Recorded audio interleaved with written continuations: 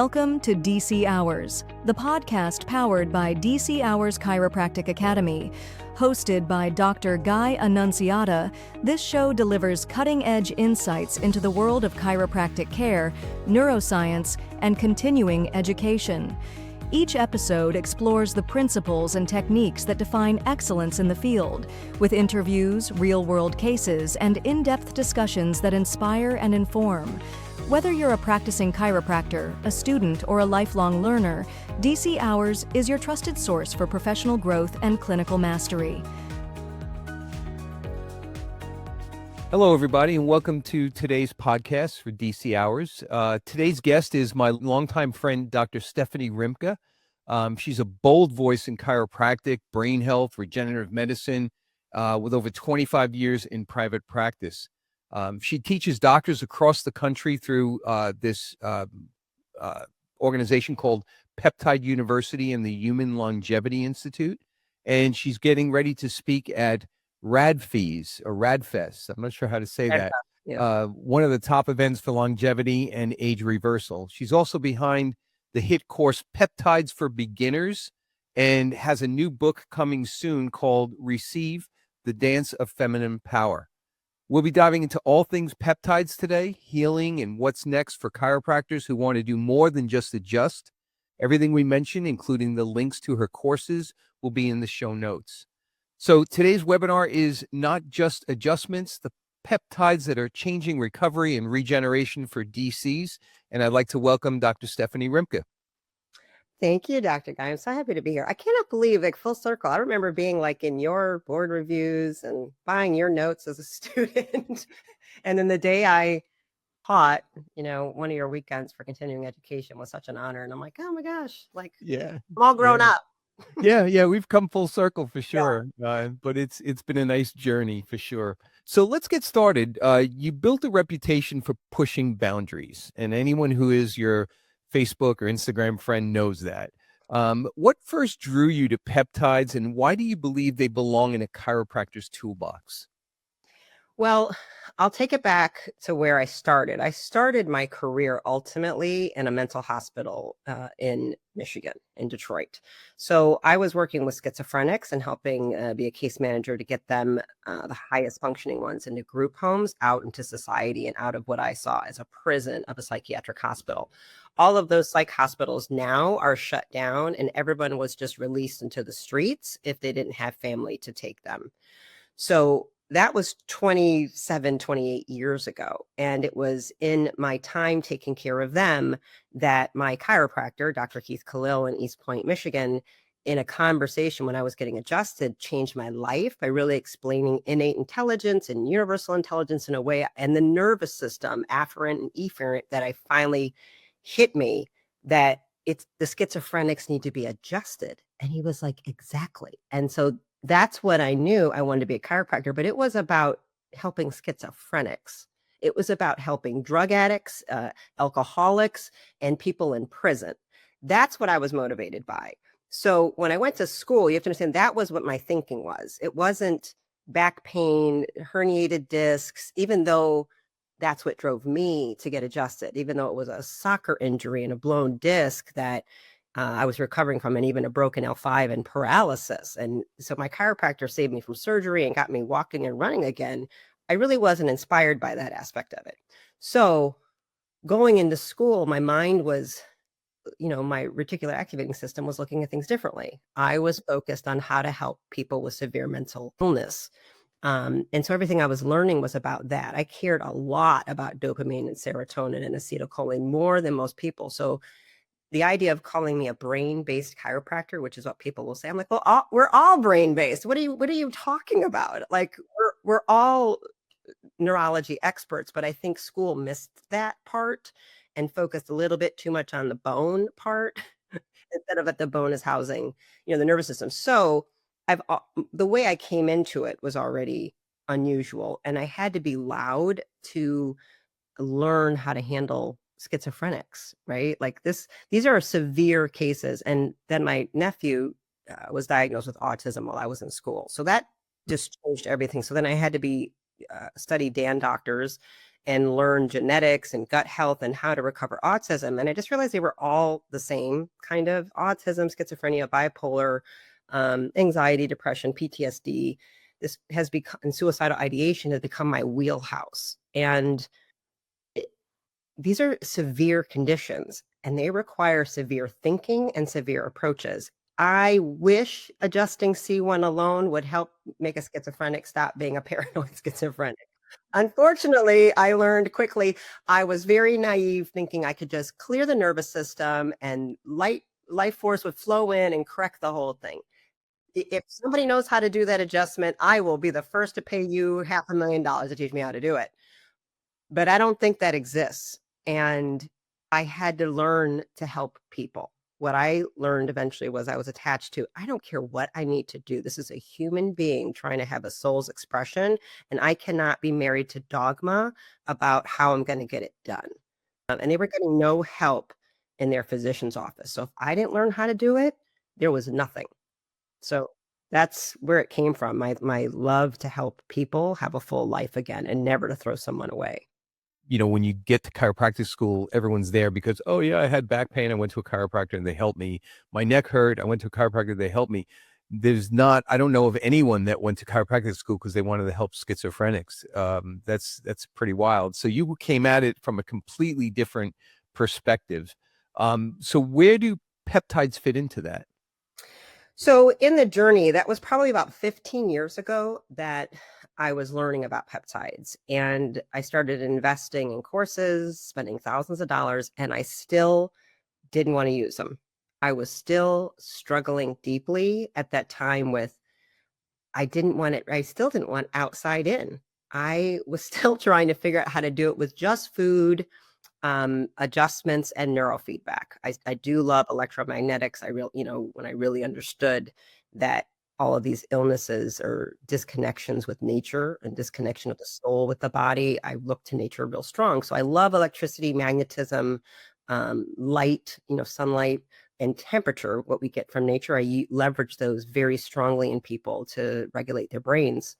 So I still didn't like molecules. I still was really resistant. I still was at a point where I felt like a failure if I recovered a schizophrenic from 8 psychiatric meds and they were still taking 1 or 2, maybe at 25% of the dose, and they were in college or had a job. They were functionally not schizophrenic anymore. I'd given them their life back, but if they still had to stay on lithium, I felt like a failure.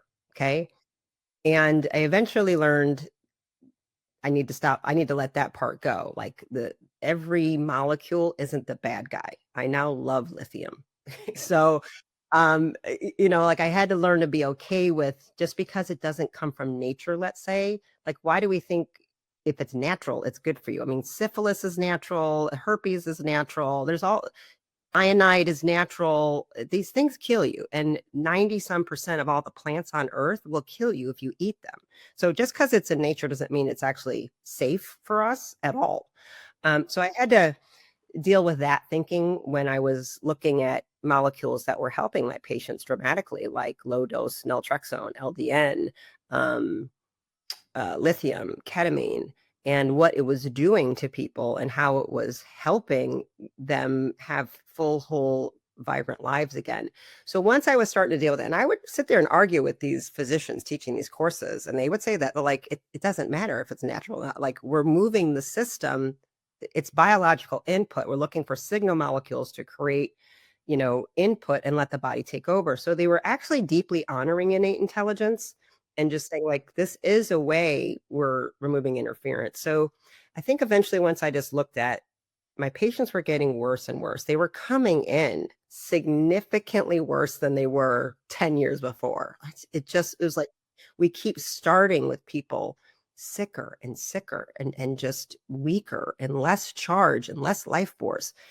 And eventually just kind of look at, like, these things didn't exist. 5G, all the electromagnetic smog and radiation, glyphosate, all these chemicals in the air, aluminum, mercury everywhere that's sprayed, and it didn't exist 100 years ago. My grandmother didn't have the toxicity and electromagnetic frequency poisoning that I have and that my son have. So we are being destroyed systematically Hormone levels are being destroyed on purpose. We wear plastic underwear now. I mean, it's just the idea of how much poison is in a tampon. When you look at that, you think, I've been putting this in me for 40 years. What? It's mind blowing. So I had to just really, and I'll tell you the craziest story, really, I was on a shamanic journey. I've been meditating for, I don't know, 25 or 30 years. And in one of these journeys, um, my pineal kind of opened up and there was all this green light and I was basically having all these visions, not on any drugs at all, not on a hallucinogen at all. It was all happening in the meditation. And I had a vision of some shaman, ancient guy basically telling me, he like slipped his hand through and he was like, Stephanie, I don't know, because if this is going to help you, just so you know, ketamine or mushrooms in our planet. Like in our dimension, like if it makes you feel better, we grow ketamine over here. And what we're doing is sneaking in our miracle cures through your pharma people. Like, and that's how it was all explained to me. Yeah, like we're just giving you a cure that we use over here. So if it helps you to know it grows as a plant, acid is a plant here, ketamine's a plant here, LDN grows on trees. So we just gave it to you guys. So it was this whole like crazy meditation that helped me justify. I'm like, oh, it's a plant over in the angel realm. I'm good with it now. That's kind of what happened in my mind. So, and then I realized I shouldn't really be the gatekeeper on stuff and on not letting somebody know there is a solution. And I'd rather they hear it from me and know how to do it correctly than go somewhere else and buy it, on Amazon or reading on a Reddit thread from a bunch of yahoos, which is what's going on. And that's very scary. I was seeing it and I said, oh, no, no, no, no, no. Hang on. Let me learn something. And so it was 5 years of studying before I actually started suggesting them to patients, though. But not about 10 years I've been using them in practice. Can you give us an idea of like what actually is a peptide? People are like, well, it's a drug, and some people say, no, it's not a drug. What actually is it? I know it's a small protein chain. Proteins are made of amino acids, and so we can have a peptide, a polypeptide, then it leads to a protein. It's a nomenclature situation. So when we hit a certain number of amino acids, about 150, together, we call it a polypeptide. When it's over another number, we call it a protein. So you can think of them as mini baby proteins, and the body is making them.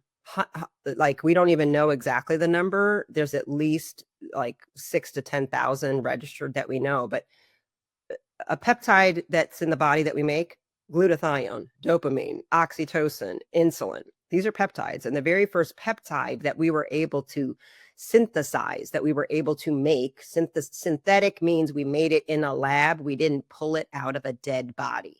Like people want to use the word synthetic like it means not natural. All hormones that are bioidentical are synthesized. We're not pulling testosterone out of dead guys, testicles. That's not what we do. So insulin was the first one. We learned the exact amino acid sequence and we could actually put them together, and biologically it is just like human insulin because it's the exact same thing. And that has saved countless lives since we figured out how to make it, how to synthesize it in a lab. Now we do that with all kinds of peptides. Growth hormone is a peptide. So now we have the classification. So we're making them. The greatest peptide factory is your brain. We're making them everywhere. And certain peptides are made in the stomach, different ones. I mean, VIP, it's vasoactive intestinal peptide. That's where the name comes from. So we call it VIP. It's made in your intestine, but it communicates with your brain. And if you don't make enough VIP, you're going to have brain dysfunction as well. And if you have any gastrointestinal problem like ulcerative colitis, Crohn's, irritable bowel syndrome, diverticulitis, or food poisoning, do you think you can make enough VIP? What we do is then leverage that and say, assuming there's some type of deficiency in the system, let's give the person some VIP for a short amount of time. It's the exact same thing that the body's making endogenously. So how is that a drug, right? So we do that. It's very short term, and then the system heals, and then the body's able to make its own VIP again, right? So think of it like that. So that's what they are. And most of what you're hearing about are endogenous peptides that the body makes, that we may make a modification, and the numbers like LL37, BPC 157, you have these numbers attached to them, and that's telling you like where the sequence is being clipped off or something like that. It's a science dump. The naming of these are like, it's like the worst to remember all these terms. It's very hard. It's not intuitive, but that's what that is typically meaning, where it's coming from. Yeah. But some other molecules are artificial, but we use them to heal the system. So there's a little bit of confusion. So they still have the same effect as the endogenous ones. Correct. Yeah. Okay.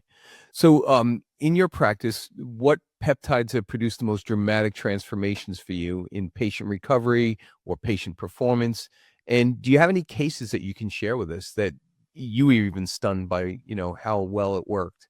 Yeah. So I'd say the two classes that are the most important, well, there's three classes for my practice, but everybody starts with the regenerative group, right? Like, and so I think every practice, chiropractor, acupuncture, pediatrician, I don't care what you do, the regenerative group are the BPC 157, the TB 500, GHK copper, things like that, things that are tissue regeneration repair.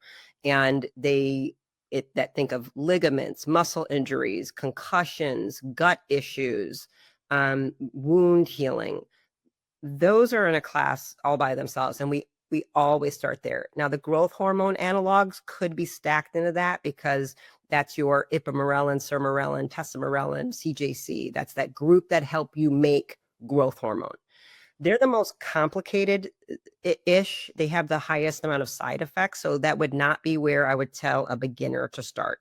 A beginner is BPC 157, maybe stacking TB 500, GHK copper. That group, I put everybody on because every brain disorder has gut dysfunction.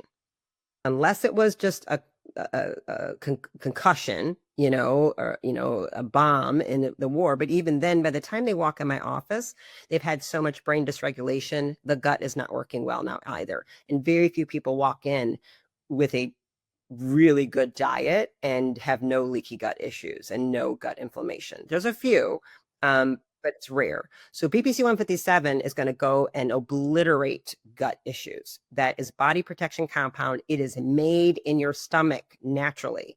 But if there's any dysfunction, if we have anxiety, if we have insomnia, if we have PTSD, you will not make enough BPC. We know if the vagus nerve is all weak and not firing, the stomach's not going to do. The stomach acid's going to be bad, right? Motility will be bad. Enzymes will be bad. So will BPC, body protection compound. The name tells you how important this is. And it does go systemic and it does heal the brain. So BPC 157, I will tell you, I've seen autism improvements like you've never seen, constipation. I've seen people who've been going to PT for a shoulder injury for 6 months, take BPC, and 2 weeks later, they're like, it's all gone. I cannot believe this. I'm like, exactly, because you just didn't have enough BPC. So BPC 157 is so effective and so safe and so important for so many things. It's mind-blowing. Then I would say the second class, now the second I use a lot of brain peptides. I use a lot of anxiety, depression things.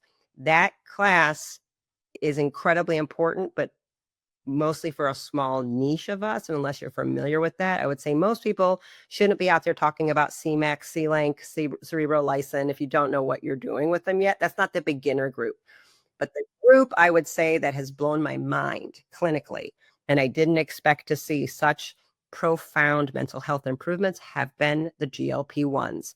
And that would be the semaglutide, tirzepatide, retatrutide class. Wait a sec. Wait. So those, because we always hear of those being, weight loss or diabetes or whatever. I never heard anyone say that they could also be used for mental health. Yeah, they're extraordinary for mental health. Now, semaglutide has been in use in production for about 21, 22 years.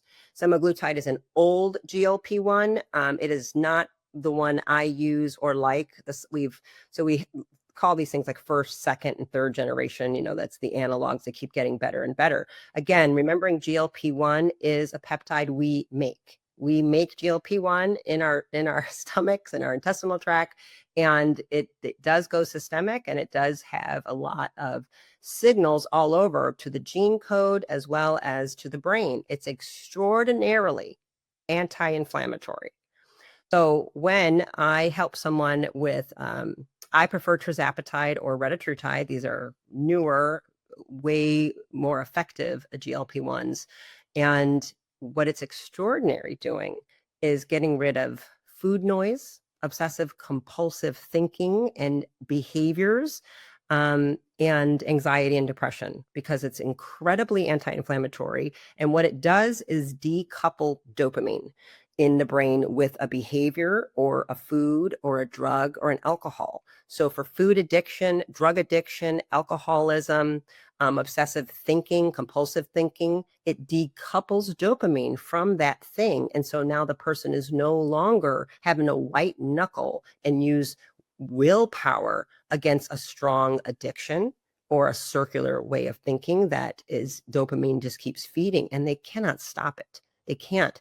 This instantly starts that. And suddenly they can look at the chocolate cake, they can look at the heroin, they can look at the beer. I don't even want it anymore. And they, I don't know what just happened. They go and they, so the information I'll hear most of the time is I finally feel like myself again. I feel like I finally feel like I'm not crazy.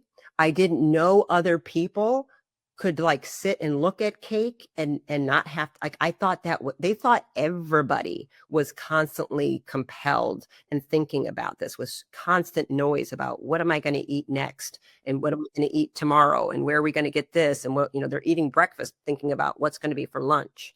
So people don't want to be 200 pounds overweight. People don't want to feel like a slave to their cravings. This is not an aspiration for them. They are not lazy. They're locked in a prison of neurology that GLP-1s have done extraordinary things. I have a teenage girl, autism, nonverbal, severe autism, has no language. And at 14, puberty hit in. She's a patient, and mom called me in an absolute frantic, terror. She was in the car driving because police officers were Atlanta police had pinned her daughter down because their daughter at 14 had attacked her craniosacral therapist, who she'd been seeing since she was like 6 or 7 years old. But now at puberty, there was like wild, rageful swings and violence, and she was hurting people. She broke her own father's arm. I mean, she was biting. It was a very dangerous time, and we had to figure some things out. And it was one of those moments I had to say, listen, there's a time to tranquilize, and it is right now. Like, I'd rather have her on Xanax and Valium than her being locked in a psych ward or her going to prison, because she's a pretty little girl now with breasts and everything. And I'm telling you, this is no place for a child to be. They are dangerous places. And so I'm trying everything I can to keep them out of those situations, especially girls. So we had to slow things down. And it's a very big, complicated case of what goes on with this girl. She's extremely sensitive to all types of interventions. Like even very benign things have caused lots of reactions. So she started eating obsessively, like her food noise was crazy. They were having to lock up the house. She gained about 65 pounds. The obsessive behaviors and the spinning and the never sleeping. So we brought in very low dose tirzepatide. And I started, their schedule is 2.5 milligrams a week for 4 weeks. And then you increase 2.4 milligrams and they'll go up to like 15 milligrams a week. I think that's an insane dose. I would never take anybody above 5 milligrams a week, but I started her at 0.5 milligrams. Tirzepatide is incredible at food noise, and reducing food noise and obsessive thinking. So she was clearly, like they said, she was always, asking about food. She could express what she wanted, and she could letterboard, so she can talk like through speaking. And she's actually, when you read what she writes, she's a savant. It's unbelievable how brilliant this girl is. And I can't imagine how hard it is for her to be trapped in there, and with no words, right? But so she was constantly trying to eat and get food. So they knew, they go, and the mother was like, I don't know what to do with this anymore, to the point the mom had a 2-year-old And she was becoming so afraid. She was sleeping in a hotel with the baby. So the father had to stay home, couldn't work to deal with this. And they were doing everything to say, we don't want to institutionalize. And they were, an inch away from, all the doctors were saying, lock her up for life. There's nothing to be done. Okay. And she was started having seizures. So here's where we're at. Why I picked Appetite. It's going to stop all that food noise. I'm trying to stop the behavior because now she's 65 pounds overweight. So now we massive, much more inflammation. This is all inflammatory problems. If the body's inflamed, the brain's inflamed, right? If the brain's inflamed, the body will become inflamed. So I have to deal with the inflammation. I have to stop the behaviors. I have to bring peace into her system and in the family system because mom is now very rattled and doesn't even feel safe to be home. So we went with tirzepatide to bring that down. So we did 2 injections a week, microdosing, and behaviors were completely stopped. Within 6 months, she was down 40 pounds. She's now completely stable, hasn't had a seizure in a year. We are doing other things, but we continue. Mom, like tirzepatide is like the miracle. It's a very small dose, and sometimes mom can gauge it based on behavior. Injections sometimes are once every 10 to 14 days only, an incredibly small dose, usually 1 to 2 milligrams total in that time frame of every 2 weeks. So, and then the girl does well with just 1 injection. She doesn't need like little microdosing, but we often break them up for people. So what it does is bring a change in behavior and allows the brain now to receive any therapy, any cognitive behavioral therapy or anything else, so they can learn portion control and learn what eat the protein, how to prioritize. But when the brain is in utter chaos, it is not able to learn. It's that brain was in panic, was in sheer survival, felt like it was starving all the time. How are you going to teach anyone like that? You can't. So that's what we do to calm the system. And the GLP-1s have given more mental health support. I'm stunned. And it also helps the menopausal woman like radically. Yeah, I didn't expect to see that either. People want to say, oh, it's for the vanity 20 pounds. No, there's a lot more going on with a 55-year-old woman who suddenly, is tired, has no libido, can't sleep, is depressed, joy of everything, things they used to like, they don't like. Plus now none of their clothes fit and they don't feel beautiful. They don't feel sexy. She's not radiating anymore. She's working out harder and eating less and still feels that way. GLP-1s and a microdose for this woman have been life-changing for countless women, and they don't need much. And it brings the inflammation down. It lets them have control again. I can now tell them how to focus on protein again because they've been taught so poorly, eat the chicken breast in a salad. I'm like, yeah, you're starving and you have no zinc. So let's get this fixed. And now they can do it. And I stopped making them do all that excessive cardio and they're sleeping again. And then we can have the conversation about how to help their hormones, all of the hormones again. But really, I have to get them to feel under control again. And this does it very quickly. Amazing. Really, really amazing. I wish we had more time because I have tons of questions. Hopefully you'll be open to coming back and jumping on again and answering some of those questions. But we're about out of time on this podcast. I do want to ask you one question though before you leave. I want to ask you about your Peptide University. Could you tell us a little bit about that? And I'm sure there's a lot of chiropractors that are listening to this right now that probably want to learn more about peptides. And one of the things I would say to those chiropractors is don't dive in based on what you read on Google or, Chat GPT. Get a good, high quality education. And Dr. Rimka can supply that through Peptide University. So tell us a little bit about that. Yeah. So thank you. So it started with me making one course, my own course, the Peptide Playbook for Beginners. And a lot of doctors, physicians, and chiropractors have taken that course. And one of them is my best friend, actually, Dr. Melissa Grill-Peterson. And she was like, this is so good. I don't think I make everything for consumers. I don't really make things to teach, doctors. That's more her wheelhouse. I'm on faculty with her institute, which is the Human Longevity Institute.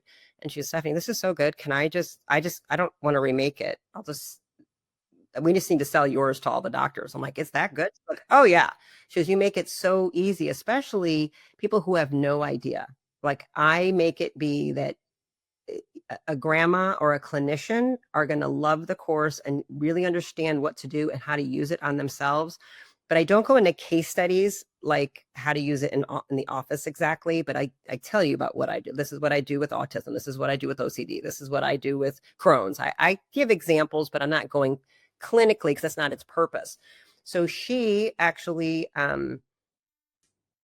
is an owner and a developer of My Peptide University. And so I am on faculty with them. So we launched that recently, and we to about 250 doctors in Atlanta in a live event. And so My Peptide University is a higher end clinical approach, and it is physician governed. And we have attorneys that teach you all the legalities.